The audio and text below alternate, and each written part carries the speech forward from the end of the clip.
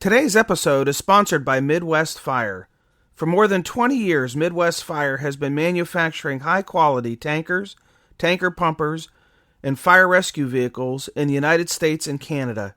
Keeping firefighters safe while enhancing their capabilities is what they do best.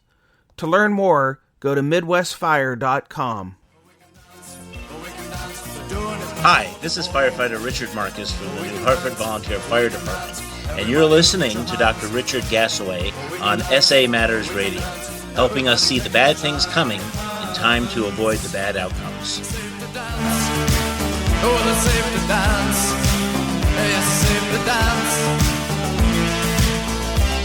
Hello, and welcome to episode 30 of Situational Awareness Matters radio show.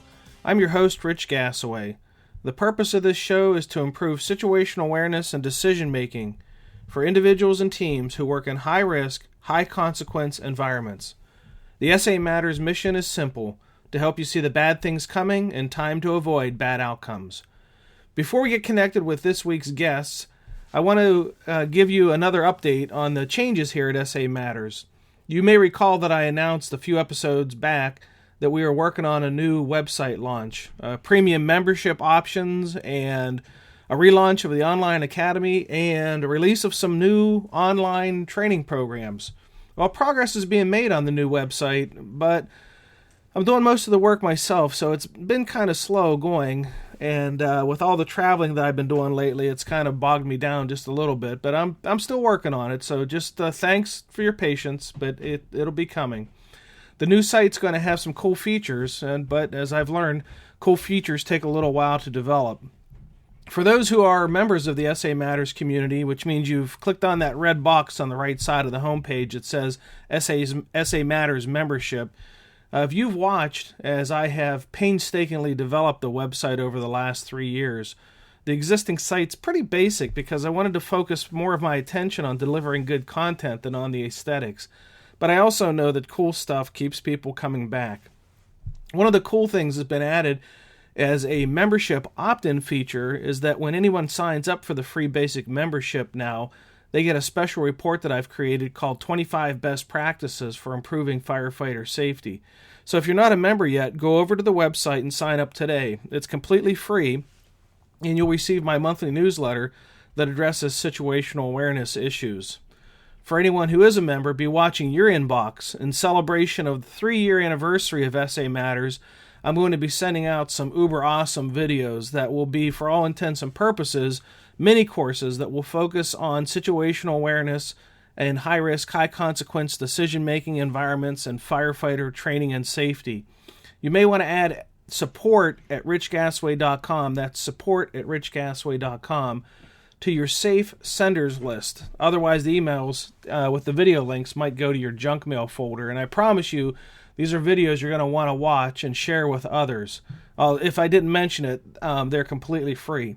So be watching your inbox, and they'll be coming out soon.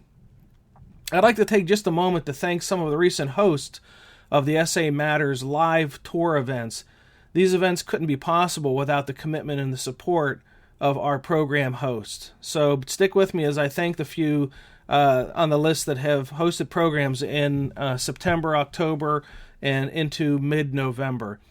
The Fairchild Air Force Base in Washington State, the Stephen County Fire Protection District in Spokane, Washington, the Wisconsin Indian Head Technical College, Slayton Fire Department, Morris Fire Department, the St. Cloud Fire Department, Crookston Fire Department, Bemidji Fire Department, Sandstone Fire Department, the League of Minnesota Cities Insurance Trust, Asheville, North Carolina Fire Department, East Tennessee Fire and Rescue Conference, Ottawa, Ontario Fire Department, Southern Alberta Fire and Rescue Conference in Lethbridge, Alberta, Andover Fire Department, the Beaver County Department of Public Safety, Marion Township Fire Department, Richland Area Fire Department, Cook County Department of Homeland Security and Emergency Management, the International Association of Fire Chiefs Volunteer and Combination Officers Section Symposium in the Sun, and the Venice, Florida Fire Department. Upcoming, I'd like to give a shout out in advance to Nuclear Fuel Services in Irwin, Tennessee,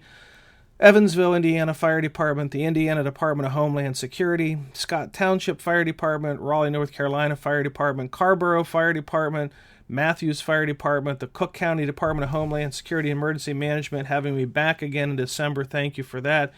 And the Brighton Township Fire Department outside of Pittsburgh, Pennsylvania will be winding out they'll be the last program of the year. All right, so let's get stuck in with our guest. On Saturday, September 13th, 2014, the Brooklyn Park Fire Department was dispatched to a medical call that had the potential to be catastrophic for the members of the department, their EMS transport provider, and their police department. The call was for a person having a stroke. As the crew arrived, they made entry through the front door of the house where there was a man laying on the floor in a seizure. Two police officers were on the scene already, and they were attending to the individual. And one of the firefighters on the scene, Jeff St. Martin, noticed the smell of exhaust and heard what sounded like a motor running. And his quick actions prevented a very catastrophic outcome. Some of the takeaways you're going to hear in this interview is how complacency can creep into our mindset when we're responding to, as we might say, just another medical call. How strong situational awareness can alert us when the pieces of the puzzle just don't fit and things don't seem to make sense. How intuition, when followed, can compel action that can be life-saving, even when you may not really understand why you're taking the action you are at the moment.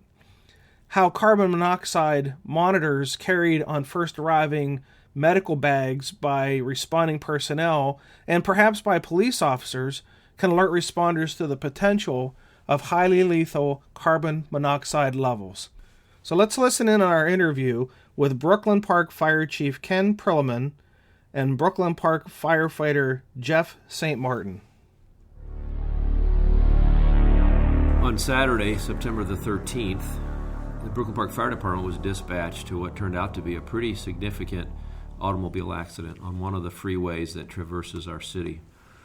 Our staffing on a Saturday at 11 o'clock p.m. is three two-person crews, two in a rescue, one in as a dedicated engine company, and then a shift commander. I was serving as a shift commander. Now they're in three different stations, right, Ken? They're in three different stations. Okay. And on an auto accident, at a minimum, we'd get two stations and a shift commander. So an initial response to that was 5. And based on updates from dispatch, we had the second rescue go en route to assist us. We had a pretty good wreck. While we were on that scene, we got dispatched for a subsequent call, a medical, which initially came in as a possible stroke. The reporting party indicated that his brother was having a stroke. And we were on kind of the downhill side of the wreck. We were kind of mopping up and felt like we could easily release a rescue. And we dispatched Rescue 31 from the scene of our accident down about 20 blocks south and a few blocks east of where the accident was located. Jeff and his crew took the call and went en route to that medical. Okay. So that's crew 2 or 3? Crew 2. Crew 2. All right. Correct. As Chief said, we were released. We went en route to the stroke call. We were updated en route that the patient was unconscious. When we arrived on scene, our two-person crew, there were 2 police officers as we made entry into the front door. Saw a patient laying on the floor, had some blue markings kind of on his face, light blue, nothing that was like he's cold or anything like that, but just it didn't make sense. It's like, why is he blue? When you say markings on the face, like that look like he'd been hit? No. No, just light blueness around the lips. Okay. Just it wasn't the normal pinkness, if you will. Okay. It wasn't normal coloring for anyone's. That's the first thing I noticed and that he had decorticate posturing. Arms were in, fingers were aligned towards the chest, and he was tight. Along with this smell, a smell of exhaust. And that was, as we talked about, that's the first thing that made the hair on my neck rise, was that smell and seeing this patient right inside the front door. At that point, we just said, let's go. We're just picking up the patient. We're going outside. We had North Memorial Medical on the way for our paramedic ALS unit. We made egress to the front yard, along with our 2 police officers that had been inside. And to the best of my recollection, at that point, North was there. We placed patient number 1 onto their cot, immediately put him on board. The brother of that patient also went on board the ambulance. At that point, I stepped away from the ambulance, went back to our rescue, and got fully suited up in my bunker gear, as well as air and mask. I then grabbed our 4-gas monitor, went to the front door again, and at that point, I believe the readings were somewhere in the 107 to 114 parts per million at the front door. My partner had completed his work with the ALS crew from North. He had also suited up completely.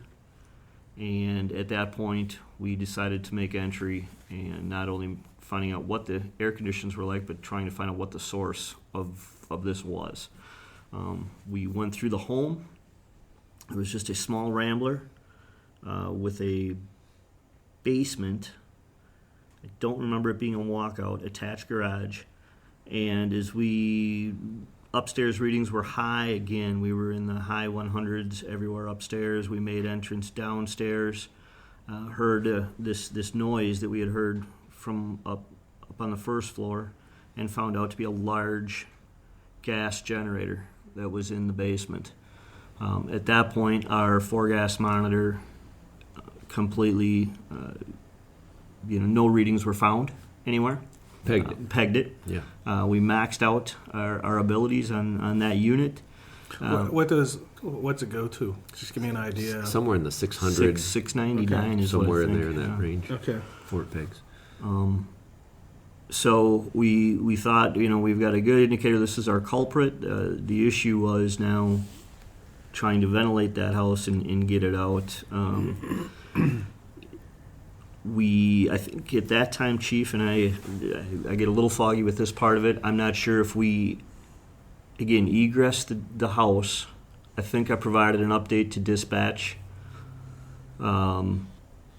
Checked with our police officers.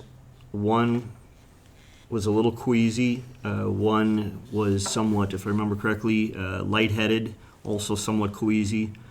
I then called for North to start a second ambulance our way, to have the officers checked out, as well as I called Chief Prillaman on our ops channel and asked him to bring down our RAD-4 so that we could take an initial reading of CO and the blood of our officers that had been inside before we arrived. Chief, go ahead. So I had been, Jeff and his crew had contacted me still out on the accident scene to update me that they had moved from a stroke call to a CO call, and that they had gotten very high readings, both in the front yard as well as after having made entry into the home. And then Jeff and the crew provided another update later that we potentially had police officers on the scene who also had been impacted by the levels of CO. Total of 3 police officers on the scene. I responded, the shift commander carries that piece of equipment, and so I responded to Jeff's scene, and we began the process of checking everybody's blood level for CO. All 3 officers, including one that never even made it into the home, who had just done a 360 for us, all 3 recorded levels of CO in their blood, and all were treated and released at the scene.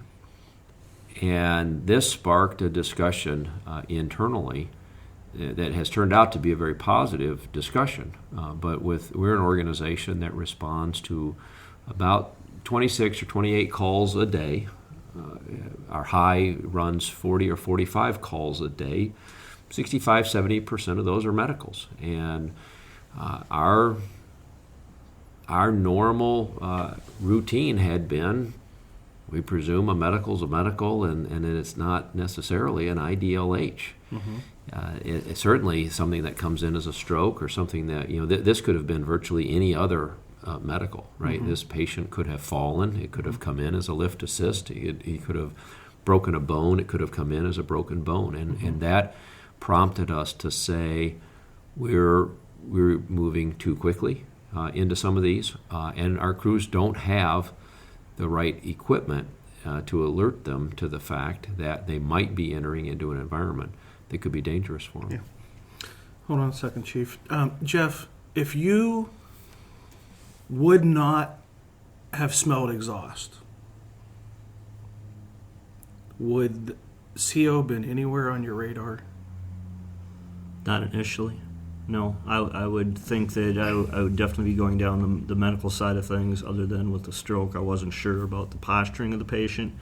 But stroke patients will posture. But they can posture, right. yeah.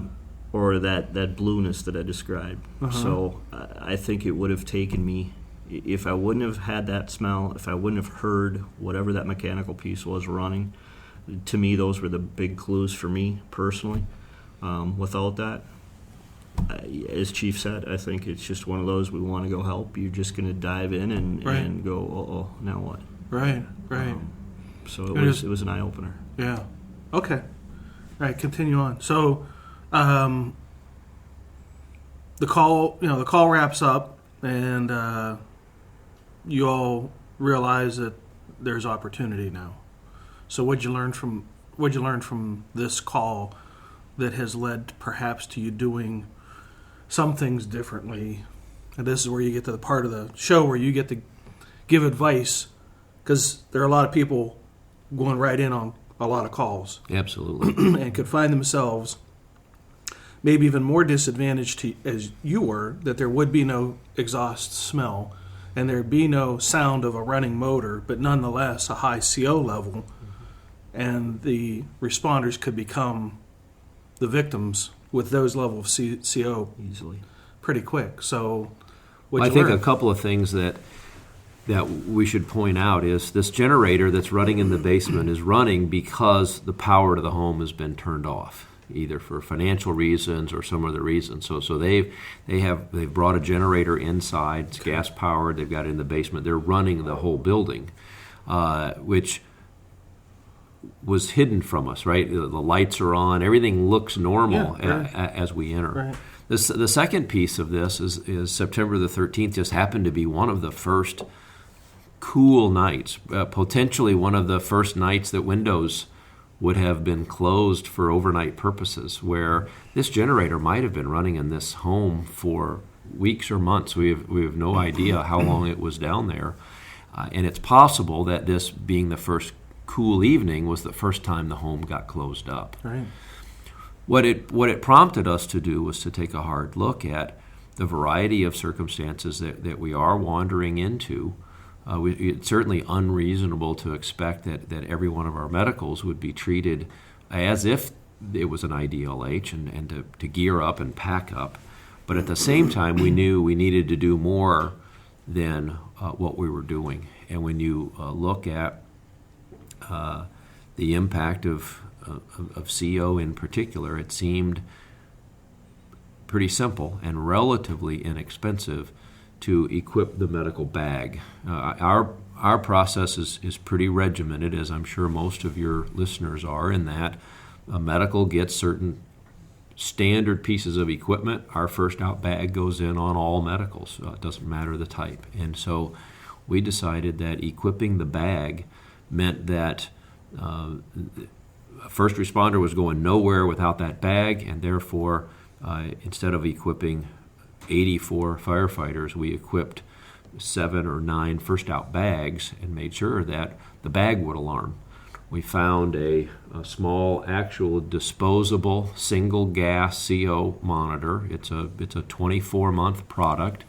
It automatically wakes up and goes into sleep mode when you move it. At the end of 24 months, you throw it away.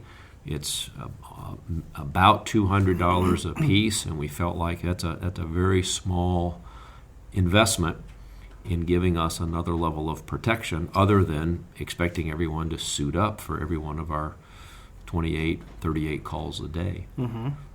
Now, is this a product that was made for the fire service, or did you find it somewhere else and then adapted it into a fire service setting? Well, I actually think it's a Scott product. Oh, okay. So there are several of them out there. We looked at some from some of the traditional fire service vendors. We looked at some from traditional industrial vendors that would have OSHA compliant. We knew that there was a lot of industry that is routinely working in environments that have at least low levels of CO, and what we were looking for is something that would be relatively low maintenance and something that didn't require us to have to remember to turn it on and turn it back off again. That was the key, is we wanted something running automatically so that we could just count on it to alarm if we got into a situation that we had detectable CO, and not run the risk of, oh, we forgot to turn it on, which most of our fire department CO detectors, all the ones we use, require you to actually turn the device on. Mm-hmm. And so we knew that the ones we carried would not meet the objective that we set out to meet as we began to look for a supplemental one. And it's disposable because the sensors are basically just wear out after the 2-year period? Yeah, it's just designed that it's just not replaceable. It's a sealed unit. There's no calibration, so there's no maintenance with it. Mm-hmm. It's just designed, I think, primarily for these industrial applications where just replacing the whole thing mm-hmm. is much more efficient method than mm-hmm. having to calibrate, test, mm-hmm. replace sensors, etc. Sure. Now, did the implementation of the monitors onto the bags also come along with a policy about what to do if you come into an environment and you get a reading of a certain amount? Then you do, like a low-level reading, you can be in that environment for some period of time, but if it's above a certain amount, then exit the environment. What I would imagine that you guys just didn't, knowing what I know about the Brooklyn Park Fire Department, is you didn't just take some monitors, slap them on the bags, and say, hey, if it beeps, don't go in. That you guys had some thought given to how you use the monitors. Yeah, so similar to the way in which a crew would use universal precautions for selecting medical PPE, we haven't eliminated the judgment. In this particular case, to Jeff's credit, is although Jeff didn't know what was wrong, he realized that there was something wrong, and it was significant, and he made the choice, the right one, to pull the patient and the brother just out of the environment. In some cases, this is going to give us at least an alert that this is not your typical run-of-the-mill. Something is occupying space that we were relying on being occupied by room air, and it still allows the crews to react to it. What's this thing telling you? Where's it? Where's the likely source? And we still have a mission, right? We still have a sick patient, and so what do we have to do to quickly, efficiently, and safely tend to our patient? Mm-hmm. And so this has prompted a lot of internal dialogue training along the lines of, what do we do? How do we make certain that as few people as necessary go in? How do we make certain that we're in for the minimum amount of time? How do we make certain that we get that patient out as quickly as possible? Do all of your on-duty personnel say they're on the rescue? They put their full turnout gear on the rescue. They have SCBA on the rescue. Correct. So at no time would you have a response crew on the scene without the ability to protect themselves and perhaps make an entry and bring a patient out of that environment. You're always going to have that. Always, yeah. Okay. So because there are places that won't necessarily, when people are assigned to the medic, they don't maybe, you're on the medic for the shift, so they don't take their turnout gear because they're always going to be on medicals. So maybe a good takeaway is, SCBA on the ambulance, because I know, many that don't necessarily do that. And yeah, our rescue is a multi-purpose utility. It's got a small skid unit style pump in it, but all the crews always have an SCBA, and even if there's a department that's running transport or running a rescue that's not intended as a suppression unit, having an air pack and a face piece. We're uniformed, a duty uniform, and so all of our medicals generally are going to be in that duty uniform. But throwing on an SCBA and a face piece in this type of an environment certainly would have been a good first level. And had Jeff and his crew known definitively what was creating the CO or what was creating this exhaust, there wouldn't have been anything wrong with them using their judgment and using only an SCBA and face piece. The fact that it's unknown. We clearly have got something going on in this house that's uncertain, and he's going to embark upon a broader search. Getting in full PPE was absolutely the right choice that day. Did you conduct a primary search on the thought that there might be someone else still there that the brother didn't tell you about, or we did go through each and every room of the home on a primary search, albeit for two reasons. One, for the primary, and number two, again, trying to see what was this, where was it coming from, and what are the levels we have. So we did do that. Initially, we didn't get, I don't remember getting, were there two people or three? We weren't sure about that. Found out again after that it was the two brothers. And their understanding was they had moved here, hadn't had the time, whether they didn't have the time or, as Chief said, we weren't sure about the financial strain, and this is all they knew was if they got that generator in, they could have light, they could do their things. They didn't take into consideration this home being sealed.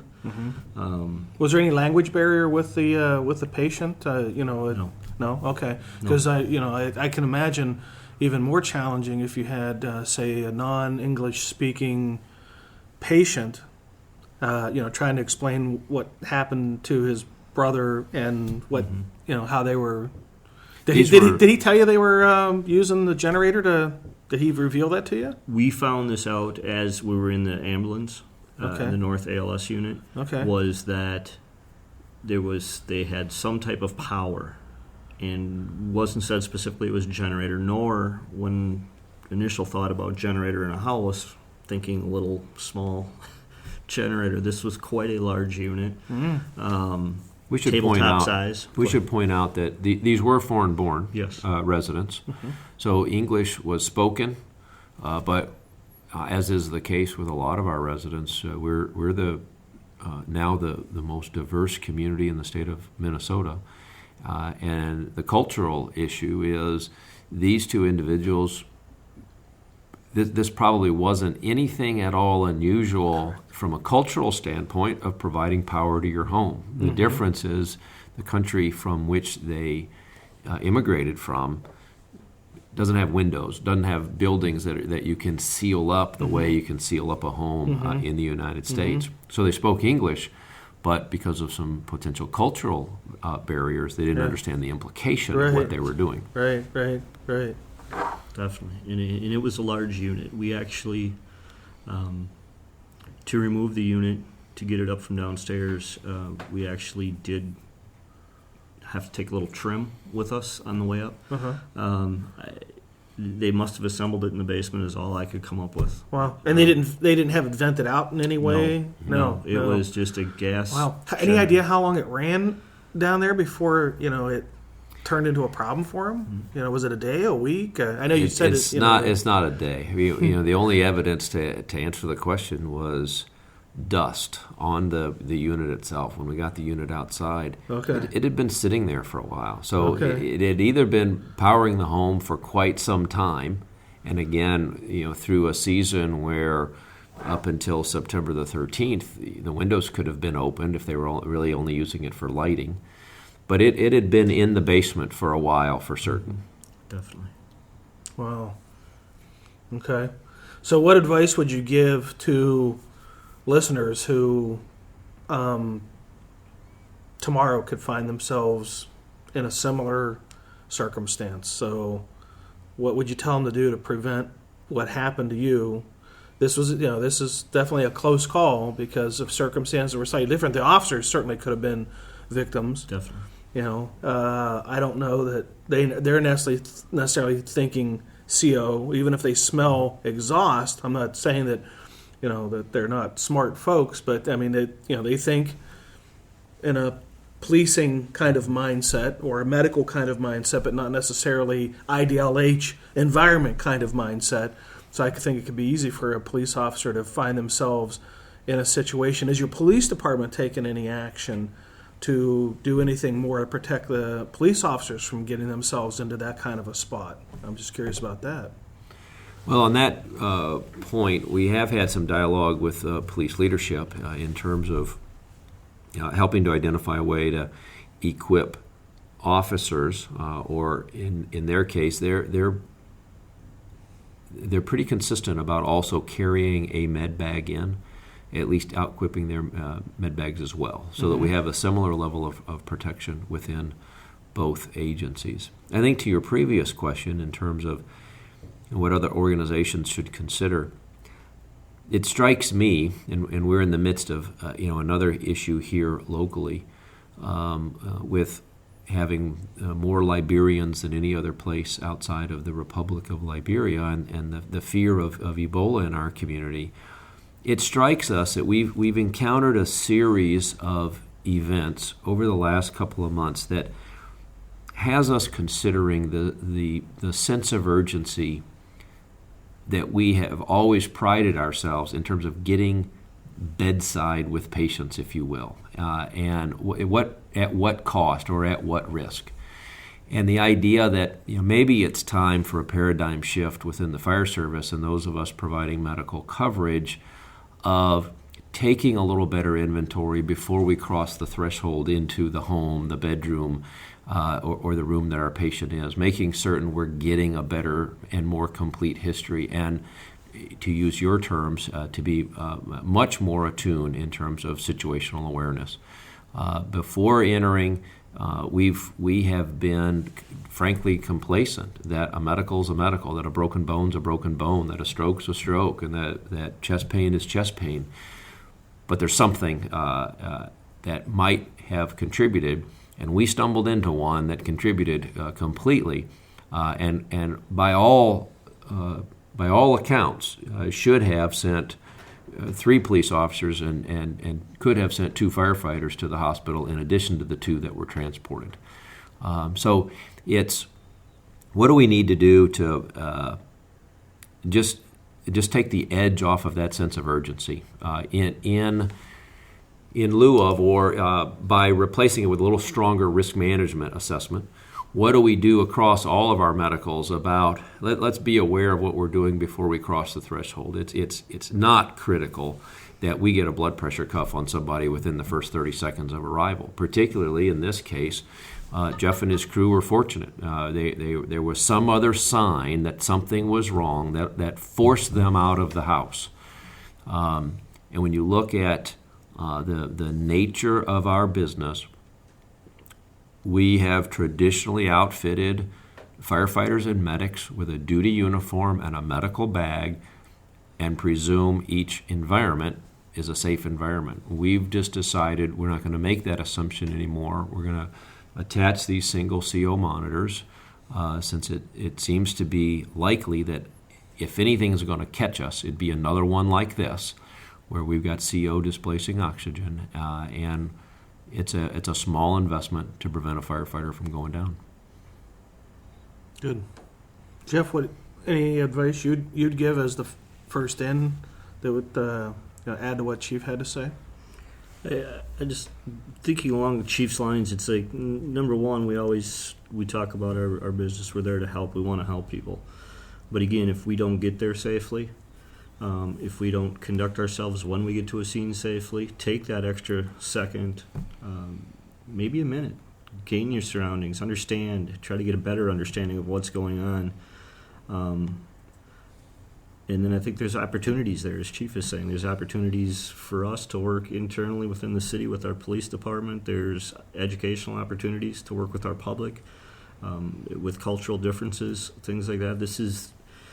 There's so many different ways you can impact the community and yet keep us safe and let us still do our jobs to help the people that need us in their time. But I think one of the best things we've done here is Chief, again, got right on this, put the monitors on the bags, had discussions with us about our SOPs and SOGs, and has tried to instill this, just take a second,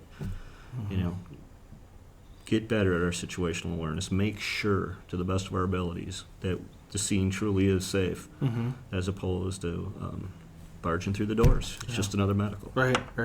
Complacency's going to get you. Right.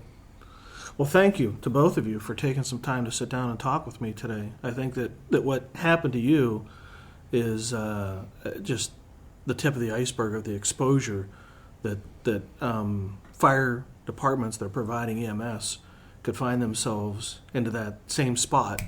And in fact, I think a year or two ago, I had written an article on my website about a fire department that responded to, I might have talked with you about this, Ken, on the phone. They responded to a person down in a motel. And they arrived on the scene, and the cops were in the motel room, and the cop came out and met the ambulance and said, "You've got 2 people down in the motel room, and neither are breathing. CPR is in progress." So what they're thinking is like murder-suicide kind of thing. And the EMS folks go into the room, and there are 2 people down. The cop's doing CPR on them. The cop all of a sudden is not feeling so well. The medical crew is dealing with the patient. The medical crew's starting to not feel so well. The medical crew, they get the patients out, and then they call for an engine. The engine brings the monitor, and the CO level was through the roof. These 2 people, they died as exposure to CO. And here it was the pool heater. And in some states, unbeknownst to me, one who travels a lot, in some states, it is not law for motels to have carbon monoxide monitoring because it's such a low frequency of occurrence of carbon monoxide in hotels that it's, in some states it's not required. I know there's a push to make it required, but these 2 people had the room that was adjoining to the pool heater, which had a bird's nest in the, who knew, in the exhaust, and it just backing up. Yeah, the housekeeping is the one that came in, found them both unconscious, unresponsive. But the fire department, first responder medical went in, the ambulance folks went in, the cops were there first, doing CPR. They all got sick. They all, I don't remember how many people they transported on that one. So I think what happened to you guys is not at all an anomaly. I think there is the potential of having that happen. Maybe the generator as the source might be a little anomalous. Sure. But certainly not the potential of coming into a high CO environment and the patient not knowing why, and us not knowing why that patient is down. Yeah. Well, we agree. We our first step was to accept and recognize it. We could have this happen to us again the very next call. It would be just because of what our norm had been.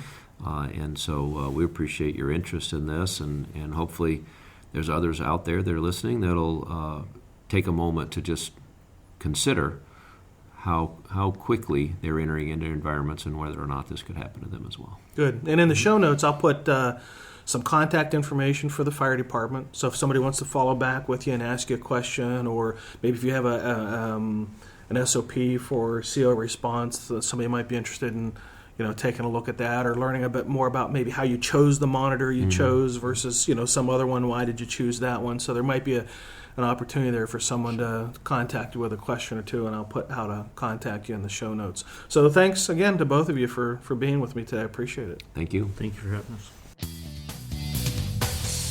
Well, that's it. Episode 30 is complete.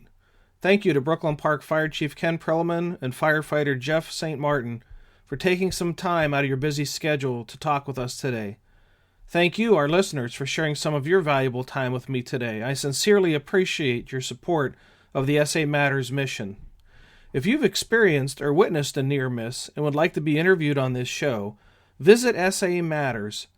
Click on the Contact Us link right under the header. Thank you in advance for sharing your lessons so that others may live. If you like the show, please go to iTunes or Stitcher Radio and search for SA Matters Radio and subscribe to the podcast and leave your feedback. If you like the show, I'd really appreciate you giving it a 5-star review as well. Not only does that motivate me to work harder, but it also helps others find the show. If you've been inspired and you want to learn more about situational awareness, consider becoming a member of the SA Matters community.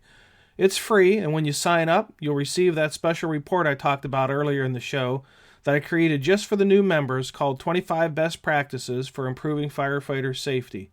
To claim your free gift, head over to samatters.com, click on the red box on the right side of the homepage.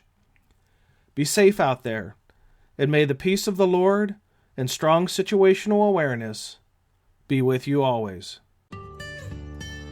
You've been listening to the Situational Awareness Matters radio show with Dr. Richard B. Gassaway. If you are interested in learning more about situational awareness, human factors, and decision-making under stress, visit samatters.com. If you are interested in booking Dr. Gassaway for an upcoming event, visit his personal website at richgassaway.com.